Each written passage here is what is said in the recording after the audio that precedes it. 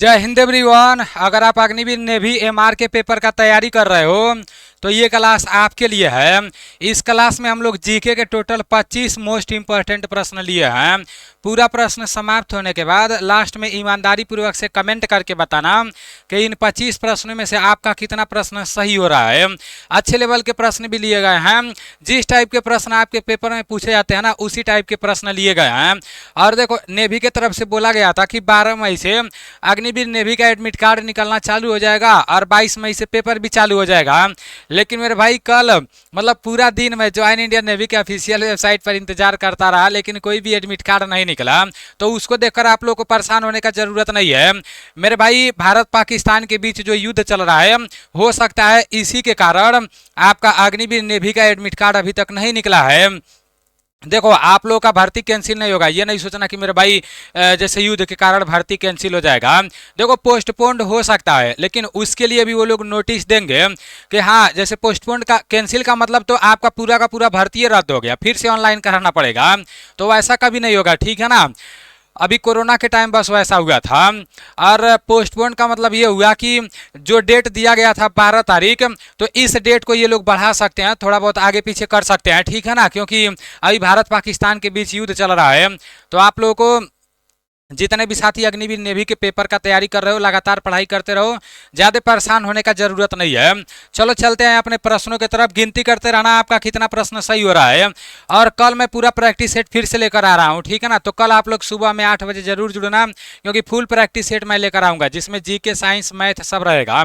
और जिस लेवल का प्रश्न ला रहा हूँ, अगर आपका 32 से 33 प्रश्न सही हो रहा है तो मैं लिख दे रहा हूँ 100% कोई रोक नहीं सकता है, आपका सिलेक्शन 100% होगा मेरे भाई। अगर ऐसे प्रश्नों में 32 से 33 प्रश्न सही होगा तो चलो इसका राइट आंसर आप लोग बता दो। आपके सामने पहला प्रश्न है, भारत का सबसे बड़ा कृत्रिम बंदरगाह कौन सा है। यहाँ पर कृत्रिम बंदरगाह बोला है। देखो, समझने का जरूरत है। कृत्रिम मतलब क्या होता है, मानव द्वारा बनाया गया रहता है। और एक प्राकृतिक बंदरगाह होता है, तो जो प्राकृतिक द्वारा बनाया गया रहता है। तो मेरे भाई ये आपका चेन्नई बंदरगाह हो जाएगा। याद रखना आप सभी साथी, चेन्नई बंदरगाह कहाँ पर है, तो तमिलनाडु में है। अब अगर बोल देगा कि भारत का सबसे बड़ा बंदरगाह कौन सा है, तो वो आपका मुंबई हो जाएगा। अगर सबसे बड़ा प्राकृतिक बंदरगाह बोलेगा तो, अगर सबसे बड़ा प्राकृतिक बंदरगाह बोलेगा तो क्या हो जाएगा मेरे भाई, ये आपका मुंबई बंदरगाह हो जाएगा। और सबसे गहरा बंदरगाह बोलेगा तो विशाखापट्टनम हो जाएगा। याद रखना आप सभी साथी, मुंबई बंदरगाह महाराष्ट्र में है, आपका विशाखापट्टनम बंदरगाह आंध्र प्रदेश में है।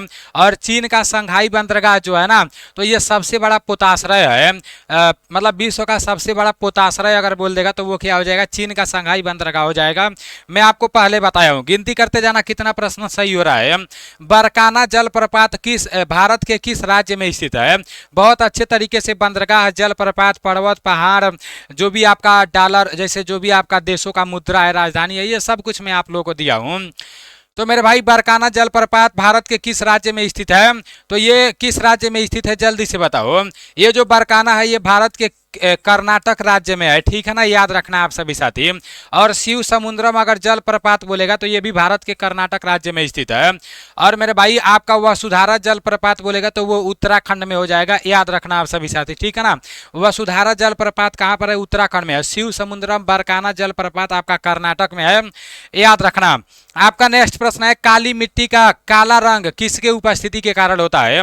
प्रीवियस ईयर का सेम प्रश्न है, ये प्रश्न पूछा गया था। तो जल्दी से इसका राइट आंसर बता दो। काली मिट्टी का काला रंग किसके उपस्थिति के कारण होता है।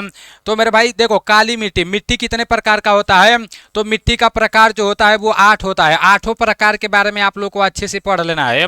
8 प्रकार का मिट्टी का पूरा जानकारी जो मैं ई बुक दिया हूँ ना, उसमें मिल जाएगा। अभी मैं आप लोगों को बता दे रहा हूँ। काली मिट्टी का काला रंग किसके उपस्थिति के कारण होता है, तो टाइटेनी, फेरस, मैग्नेटाइट और ह्यूमस हो जाएगा। आपका ऑप्शन सी हो जाएगा, दोनों इसका राइट आंसर हो जाएगा, ठीक है ना। आपके पेपर में तो बस टाइटेनी, फेरस, मैग्नेटाइट दिया था, लेकिन ये दोनों के उपस्थिति के कारण काली मिट्टी का काला रंग हो जाता है, ठीक है ना। याद रखना। आपका नेक्स्ट प्रश्न यहाँ पर है कि बद्रीनाथ का प्रसिद्ध मंदिर किस नदी के तट पर स्थित है? कल मैं आप लोगों को केदारनाथ बताया था, मैं आप लोगों को बताया था कि जो केदारनाथ है किस नदी पर है। तो मेरे भाई जो केदारनाथ है ना वो आपका मंदाकिनी नदी पर है। और मेरे भाई बद्रीनाथ का प्रसिद्ध मंदिर किस नदी के तट पर स्थित है? तो ये अलकनंदा नदी के तट पर स्थित है, याद रखना। बद्रीनाथ का प्रसिद्ध मंदिर किस नदी के तट पर स्थित है? अलकनंदा नदी के तट पर स्थित है। और मेरे भाई ये जो गंगा है भारत की सबसे लंबी नदी है। और मेरे भाई अगर दिल्ली बोल देगा ना तो नहीं, दिल्ली यमुना नदी के किनारे है। गंगा नदी के किनारे आपका बनारस हो गया, कानपुर हो गया, आपका जैसे भारत के 5 राज्यों से होकर गुजरती है। तो पूरा अच्छे से बताया हूँ कि कौन कौन सा राज्य आपका गंगा नदी के किनारे है, ठीक है ना। यमुना नदी के किनारे दिल्ली बसा हुआ है, याद रखना आप सभी साथी। यमुना नदी के किनारे दिल्ली बसा हुआ है। दिल्ली किस नदी के किनारे बसा हुआ है? यमुना नदी के किनारे बसा हुआ है। और गंगा का सबसे बड़ा सहायक नदी भी यमुना है। गंगा का लंबाई 2525 किलोमीटर है। देखो ये रहा जैसे ई बुक जिसके बारे में मैं आप लोगों को बता रहा था। अगर आप नेवी एमआर का तैयारी कर रहे हो, कहीं से कुछ भी पढ़ाई नहीं किए हो, तो इस ई बुक को लेकर आप बहुत अच्छे से पढ़ाई कर सकते हो। करना क्या है, प्ले स्टोर से आपको ये एनडीसी क्लास एप्लीकेशन को डाउनलोड करना है। जब प्ले स्टोर पर जाओगे, ये एनडीसी क्लास लिखकर सर्च मारोगे, उधर आपका एप्लीकेशन आ जाएगा। एप्लीकेशन को डाउनलोड करके जब आईडी पासवर्ड बना के लॉगिन हो जाओगे तो आपके सामने कुछ ऐसा दिखेगा। तो आपको पेड कोर्स में जाना है और सबसे ऊपर ही नेवी एमआर ई बुक दिखेगा। इसका प्राइस सिर्फ 79 रुपया है। और जब जैसे ही आप 79 रुपया परचेज करोगे, ये पीडीएफ आपके मोबाइल में खुल जाएगा। वहां से इसको डाउनलोड कर लेना है, फिर दुकान पर ले जाकर प्रिंट आउट निकलवा लेना है। फिर देखो जो नेवी एमआर के प्रीवियस ईयर के पेपर में जो प्रश्न पूछेगा है ना, वो सारा प्रश्न मिल जाएगा। और जो आपका सिलेबस है, सिलेबस के हिसाब से जीके जीएस को इसमें डाला गया है। तो आप लोग देख लेना, यहाँ से बहुत सारे प्रश्न आपके पेपर में देखने को मिलेंगे। चलो, ब्रिटिश भारत के किस प्रांत में राजस्व एकत्रित करने के लिए रैयतवाड़ी प्रणाली लागू की गई थी? तो इसका राइट आंसर क्या हो जाएगा मेरे भाई? जितने भी साथी ऑप्शन बी बता रहे हो, बिल्कुल भी राइट बता रहे हो। Option B is right answer. दक्षिण भारत जितने भी साथी बता रहे हो, राइट बता रहे हो। आपका नेक्स्ट प्रश्न है 2018 में। देखो ऐसे प्रश्न पूछ सकता है। 2025 चलेगा भले से, 2017 2018 का बात भी पूछ सकता है। 2018 में चैंपियन ऑफ द अर्थ पुरस्कार किसे सम्मानित किया गया था? तो 2018 में चैंपियन ऑफ द अर्थ पुरस्कार किसे सम्मानित किया गया था? तो ये मेरे भाई नरेंद्र मोदी जी को सम्मानित किया गया था। ऑप्शन बी जितने भी साथी बता रहे हो, राइट बता रहे हो। आपका नेक्स्ट प्रश्न है कि भारतीय संविधान के निर्माताओं ने स्वतंत्रता, समता और बंधुता के सिद्धांतों को किस संविधान से लिया गया है? तो जल्दी से बता दो, भारतीय संविधान के निर्माताओं ने समता और बंधुता के सिद्धांतों को किस संविधान से लिया है? तो ये मेरे भाई फ्रांसीसी संविधान हो जाएगा। जितने भी साथी ऑप्शन ए बता रहे हो, बिल्कुल भी राइट बता रहे हो। Option A is right answer. आपका नेक्स्ट प्रश्न यहाँ पर है कि निम्नलिखित में से कौन सा टेनिस में ग्रैंड स्लैम नहीं है? तो इसमें आपका सिर्फ 3 ही ऑप्शन है। चौथा ऑप्शन मैं बना दे रहा हूँ, नॉट, इनमें से कोई नहीं, नॉन ऑफ दीज। इसका राइट आंसर इंडियन ओपन हो जाएगा। जितने भी साथी इंडियन ओपन बता रहे हो, बिल्कुल भी राइट बता रहे हो। निम्नलिखित में से कौन सा टेनिस ग्रैंड स्लैम नहीं है? तो ये Indian open is right answer. आपका नेक्स्ट प्रश्न यहाँ पर है कि निम्नलिखित में से कौन सी पूंजीगत वस्तु नहीं है? तो इसका राइट आंसर आप सभी साथी जल्दी से बताओ। निम्नलिखित में से कौन सी पूंजीगत वस्तु नहीं है? औजार, भोजन एवं वस्त्र, मशीन और ट्रक है। अच्छे से पता होगा, थोड़ा सा दिमाग लगाओगे बता दोगे। तो भोजन एवं वस्त्र जो है ना, वो पूंजीगत वस्तु नहीं है। और ये औजार, मशीन, ट्रक, ये कुछ भी ले लोगे तो ये आपका पूंजीगत वस्तु है, ठीक है ना। आपका नेक्स्ट प्रश्न है उत्पादक क्षमता बढ़ाने वाले व्यय किस प्रकार के व्यय का उदाहरण होते हैं? तो जो उत्पादक क्षमता बढ़ाने वाले व्यय होते हैं वो किस प्रकार के व्यय के उदाहरण होते हैं? तो ये निवेश व्यय हो जाएगा। जितने भी साथी ऑप्शन सी बता रहे हो, निवेश व्यय बता रहे हो, राइट बता रहे हो। हाँ, यहाँ पर बोला है हर या नीति बोला है कि साक्ट्रीन ऑफ लैब्स किसे दिया, किसने दिया? तो ये मेरे भाई लॉर्ड डलहौजी हो जाएगा। देखो ऐसे प्रश्न आपके पेपर में जब पूछेगा ना तो थोड़ा सा आप कंफ्यूजन में पड़ोगे, लेकिन बार बार रिपीट करते रहना है, ठीक है ना। कल मैं प्रैक्टिस सेट लेकर आऊँगा और परसों मैं रिवीजन करा दूंगा। आपका नेक्स्ट है कि एना बर्न्स को किस उपन्यास के लिए बुकर पुरस्कार 2018 में दिया गया? तो जल्दी से इसका राइट आंसर बताओ मेरे भाई। इसका राइट आंसर आपका हो जाएगा मिल्क मैन, ठीक है ना। और जो मेरे भाई जो आपके सफ़ेद क्रांति के जनक वर्गीज कुरियन है, तो उनको मिल्क मैन के नाम से भी जाना जाता है। एना बर्न्स को किस उपन्यास के लिए बुकर पुरस्कार 2018 में दिया गया? तो milk man is right answer. देखो आप लोगों को लग रहा होगा यार कितना मतलब इतना पुराना पुराना पूछ रहा है, ऐसे पेपर में पूछ सकता है। इसका मैं रिवीजन करा दूंगा, एक बार क्लास को देख लो, 25 प्रश्न को देख लो, दोबारा मैं रिवीजन करा दूंगा। नेक्स्ट है कि अध्ययन एवं मूल्यांकन करने के लिए विजय केलकर समिति का गठन किया गया। तो ये मेरे भाई टाइपिंग में थोड़ा मिस्टेक हो गया है, इसको छोड़ देते हैं, ठीक है ना। आपका नेक्स्ट प्रश्न है निम्नलिखित में से किस राज्य में द्विसदनीय विधानमंडल है। तो मेरे भाई द्विसदनीय विधानमंडल किस राज्य में है, जल्दी से आप सभी साथी बताओ, देखते हैं कितने साथी इसका राइट आंसर बताते हो। मेरे भाई इसका राइट आंसर आप सभी साथियों को पता होना चाहिए, ठीक है ना। आप लोग लिख लो तेलंगाना, उत्तर प्रदेश, महाराष्ट्र, बिहार। आप लोग लिख लो अपने कॉपी में, क्योंकि इसमें से कोई भी एक पूछ सकता है, ठीक है ना। आपका तेलंगाना हो गया, उसके बाद से आपका क्या हो गया, उत्तर प्रदेश हो गया, उत्तर प्रदेश हो गया, ठीक है ना। उसके बाद से आपका क्या हो गया, उत्तर प्रदेश में से आपका उसके बाद से बिहार हो गया, बिहार के बाद से आपका क्या हो गया, बिहार के बाद से आपका महाराष्ट्र हो गया, ठीक है ना, महाराष्ट्र हो गया। ये सब आप लोग लिख लो, ठीक है ना, ये पूरा का पूरा राज्य आप लोग लिख लो। फिर आंध्र प्रदेश हो गया और कर्नाटक हो गया। यहाँ पर 5वां नंबर पर आंध्र प्रदेश कर लो, आंध्र प्रदेश कर लो। उसके बाद से फिर क्या हो जाएगा, आंध्र प्रदेश के बाद आपका कर्नाटक हो जाएगा, ठीक है ना। आंध्र प्रदेश के बाद 6वां नंबर पर क्या हो जाएगा, कर्नाटक हो जाएगा। तो मेरे भाई ये जो 6 राज्य हैं द्विसदनीय विधानमंडल हैं, इसमें से आपका बिहार भी आ जाएगा। जितने लोग बिहार बता रहे हो बिल्कुल भी राइट बता रहे हो।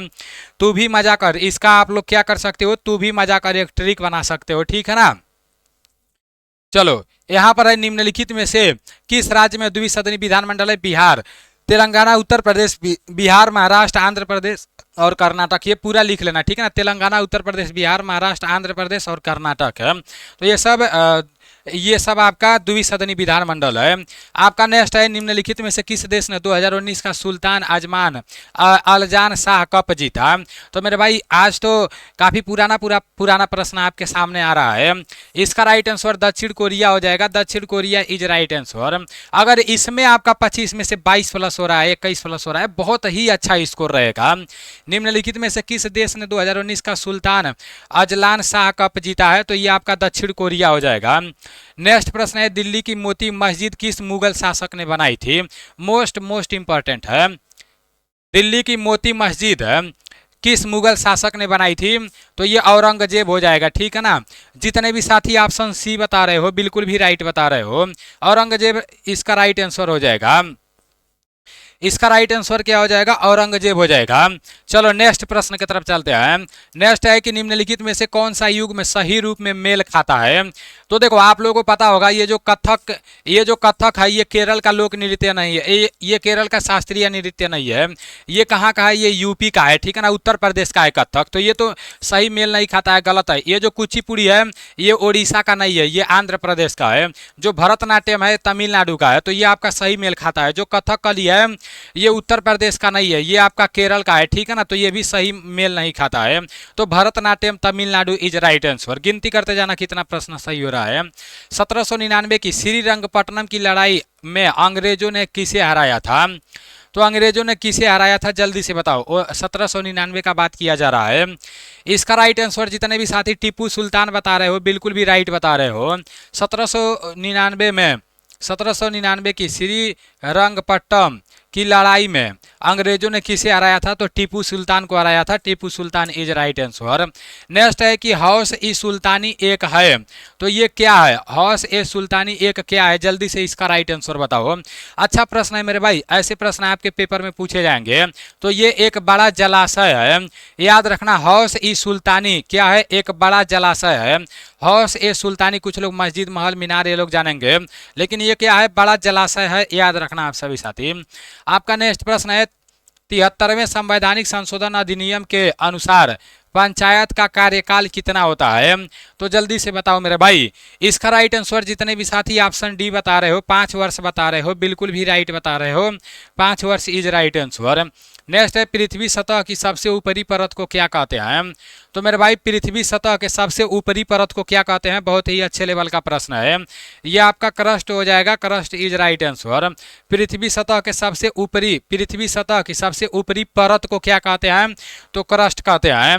नेक्स्ट है कि नदी डेल्टा बनना किस प्रक्रिया का परिणाम है। परिणाम है।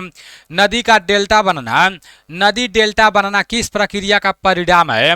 तो ये आपका वाष्पीकरण हो जाएगा। जितने भी साथी आप सी बता रहे हो वाष्पीकरण बता रहे हो, बिल्कुल भी राइट बता रहे हो।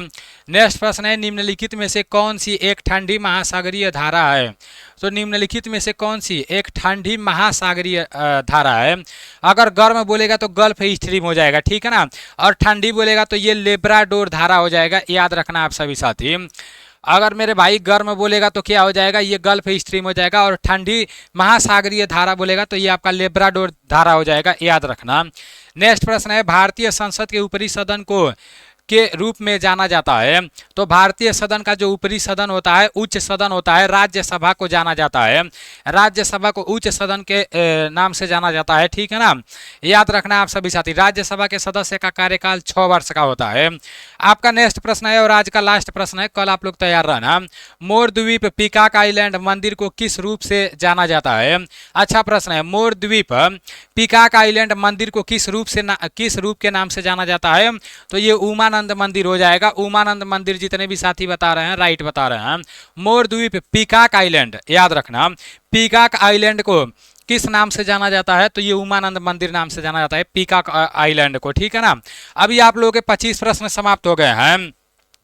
इन 25 प्रश्नों में से आपका कितना प्रश्न सही हुआ है ईमानदारी पूर्वक से कमेंट करके बताना। जितने भी साथी सर अग्निवीर नेवी एमआर के पेपर का तैयारी कर रहे हैं, या एसएसआर के पेपर का तैयारी कर रहे हैं, या मेडिकल असिस्टेंट का पेपर का तैयारी कर रहे हैं, तो परेशान ना होके एग्जाम कराया जाएगा। युद्ध के कारण थोड़ा सा लेट हो रहा है, आपको तैयारी लगातार करते रहना है, ठीक है ना। मिलते हैं अगले क्लास में। जय हिंद।